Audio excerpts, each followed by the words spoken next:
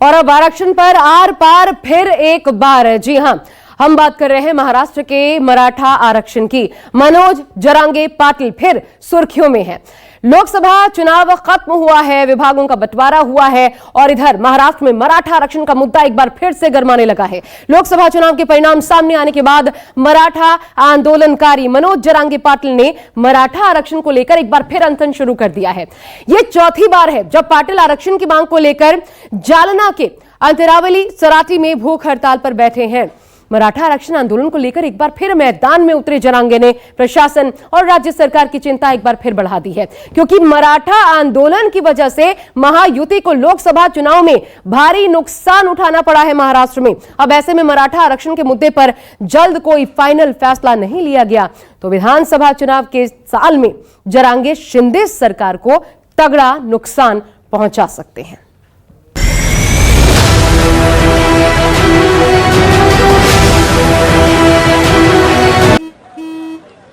चल हो जा शुरू।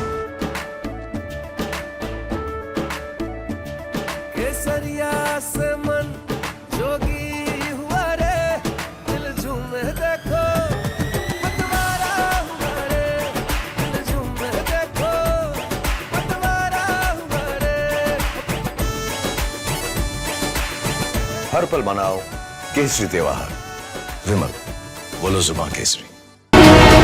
मराठा आरक्षण पर अटेंशन, महाराष्ट्र में सियासी टेंशन।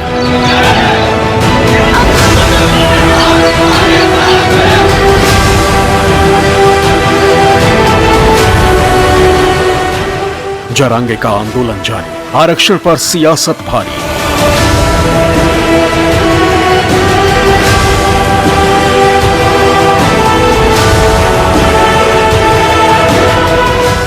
सरकार नई, हालात वही, राज्य में सब कब होगा सही।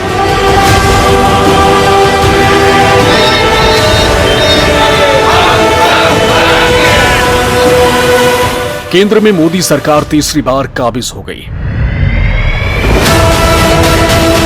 महाराष्ट्र की सियासत में हर रोज कुछ ना कुछ नया हो रहा है। 2024 लोकसभा चुनाव खत्म होते ही महाराष्ट्र विधानसभा चुनाव की सुगबुगाहट भी तेज हो गई, लेकिन एक नाम और एक मुद्दा महाराष्ट्र की राजनीति से जाने का नाम नहीं ले रहा है।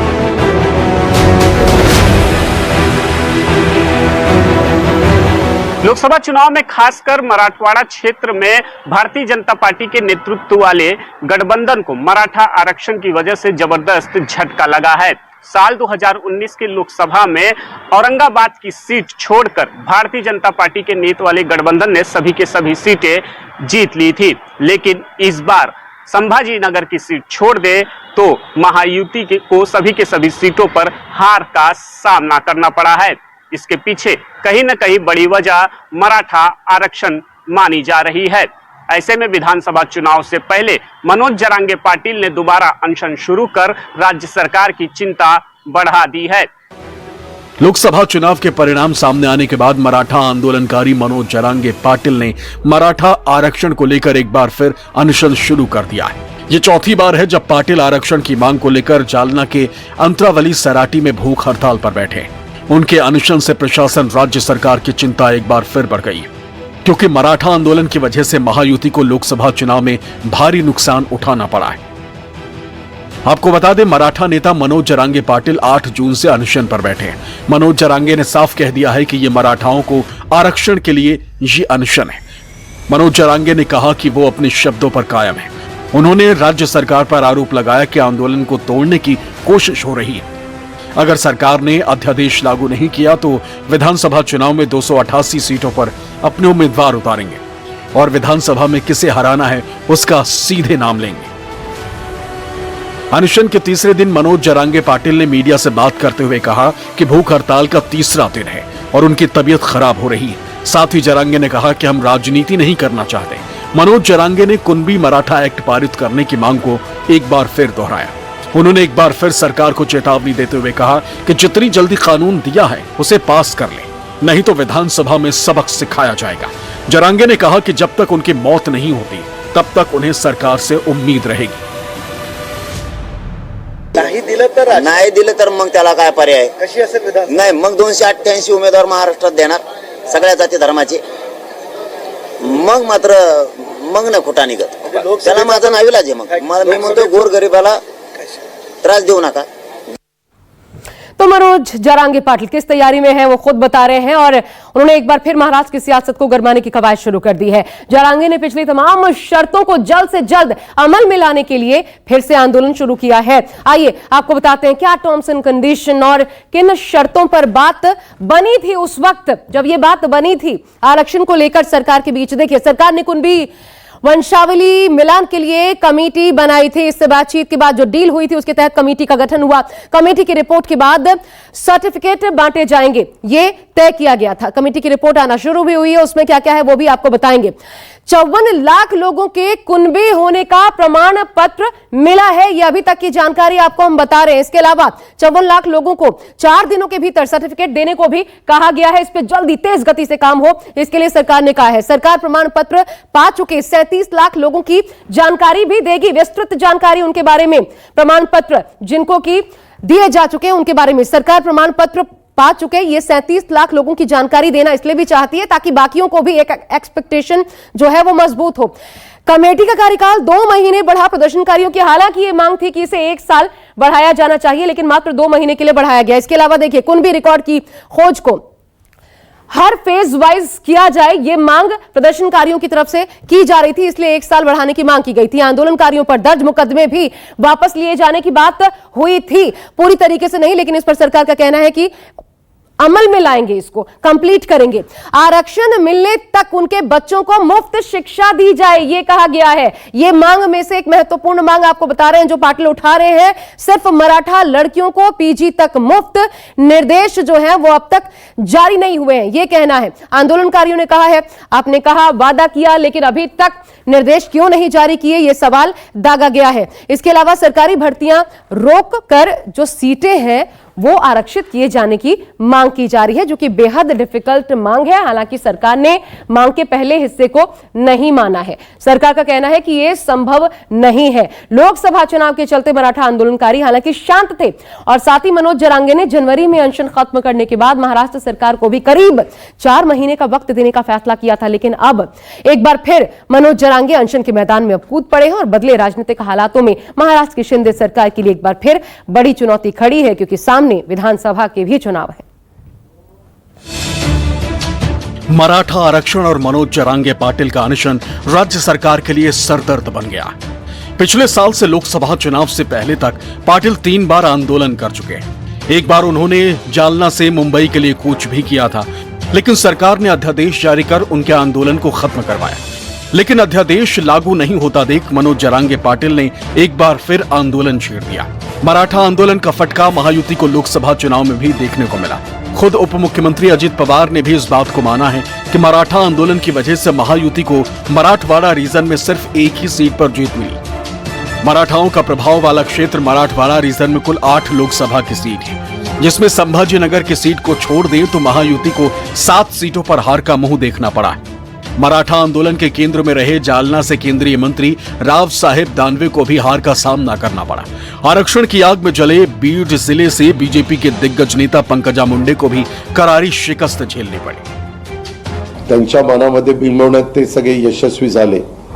नंतर आरक्षणाच्या संदर्भातला पण मुद्दा काही बाबतीमध्ये तुम्ही जर मराठवाड्यातल्या जागा बघितल्या तर संभाजीनगरची जागा सोडली तर बाकी एकही जागा महायुतीची त्या परिसरामध्ये येऊ शकली नाही. अशा काही गोष्टी साधारण या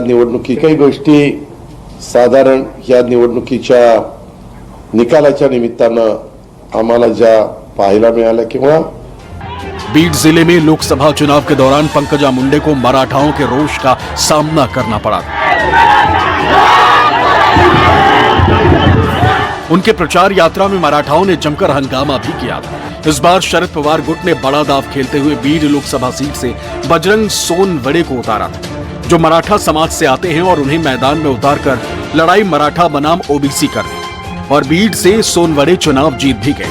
लोकसभा चुनाव परिणाम के बाद जिले में मराठा बनाम ओबीसी हो गया. 2 जातियों में तनाव है. तो अब मनोज जरांगे पाटिल ने एक बार फिर अनशन शुरू कर दिया है, जिसकी वजह से सरकार की चिंता बढ़ती हुई दिखाई दे रही। सरकार ने मनोज जरांगे पाटिल से मांग की है कि वो अपना अनशन तोड़ दे, जिससे आरक्षण का मुद्दा सुप्रीम कोर्ट में टिक सके, और इसके लिए सरकार पूरी कोशिश भी कर रही है।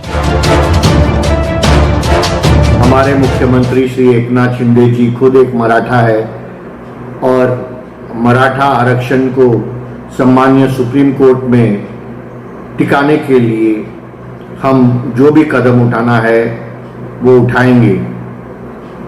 मेरी ये निवेदन रहेगी मनोज जरांगे पाटिल जी से कि वो अपना अनशन तोड़ दे और अपना सेहत का ख्याल रखे। और फिर से उनको मैं आश्वासन देता हूं कि महायुति की सरकार मराठा भाइयों और बहनों के हित में काम करती रहेगी। मनोज जरांगे पाटिल अनशन तो कर ही रहे हैं, लेकिन इसके साथ साथ चुनाव में भी कूदने की बात कर रहे हैं।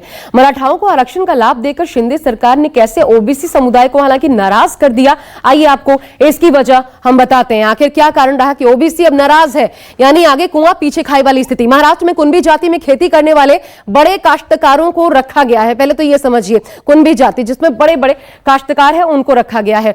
अब महाराष्ट्र में कुंभी समाज को जातियों का एक समूह जो है वो भी कहा जाता है, इस रूप में पहचाना जाता है। इनका एक अलग समूह है, इसमें कुछ जातियां हैं।